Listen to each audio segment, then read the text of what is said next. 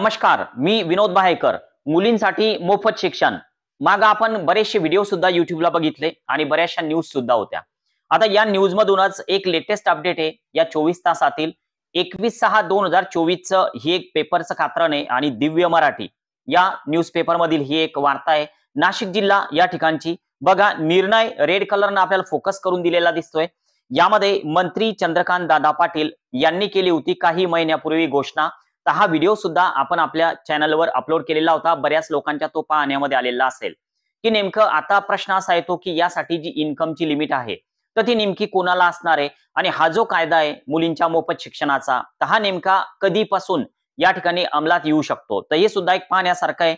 आता यानंतर बघा, पावसाळी अधिवेशन सुरू होण्यापूर्वीच म्हणजे पावसाळी अधिवेशनापूर्वीच राज्यात मुलींच्या मोफत शिक्षणाचा प्रस्ताव येण्याची शक्यता, असं एक टायटल या न्यूजचं आपल्याला या ठिकाणी दिसतंय. आणि बघा, प्रतिनिधी मुंबई आणि या ठिकाणी बरंच आता जे काय आपण रीड करतोय तर त्यामध्ये आहे, राज्यभरातील अनेक हुशार मुलींना आर्थिक परिस्थितीमुळे उच्च शिक्षण घेता येत नाही.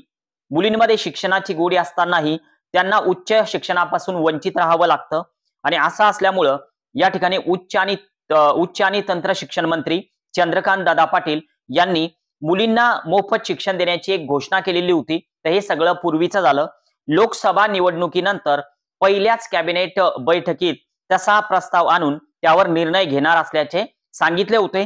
त्यानुसार मुख्यमंत्री एकनाथ शिंदे यांनी तसा प्रस्ताव सादर करण्याच्या सूचनाही दिल्या असून अर्थसंकल्पीय पावसाळी अधिवेशनाच्या आधी होणाऱ्या मंत्रिमंडळ बैठकीत तसा प्रस्ताव येण्याची शक्यता आहे. म्हणजे थोडक्यात जे आपलं पावसाळी अधिवेशन आहे तर त्यापूर्वीच ही जी घोषणा आहे तर ही घोषणा थोडक्यात हे सगळं अंमलात येऊ शकतं. पण आता हे नेमकं कधीपासून लागू होईल, या 2024 मध्ये येणार की अजून समोर जाणार, तर हे सुद्धा बघणं खूप महत्वाचं आहे. या न्यूज मध्ये अजून काय दिलेलं आहे बघा, योजनेसाठी शिक्षण संस्थांसह विविध विद्यापीठांकडून त्यावर मत मागवण्यात आलेलं होतं. त्यावरून प्रस्ताव तयार करण्याची प्रक्रिया सुरू आहे. म्हणजे थोडक्यात आता सध्या हा जो प्रस्ताव आहे तर हा सुरू आहे प्रस्ताव तयार करणं.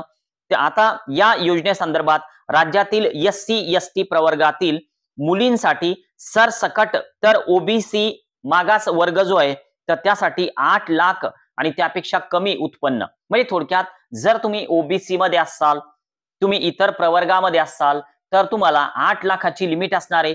जरी मुलगी असेल तरी 8 लाखाच्या वर जर इन्कम गेलं तर तुम्हाला सरसकट फी माफी हा जो मुलींसाठीचा जो निर्णय तर तो तुमच्यासाठी नसेल.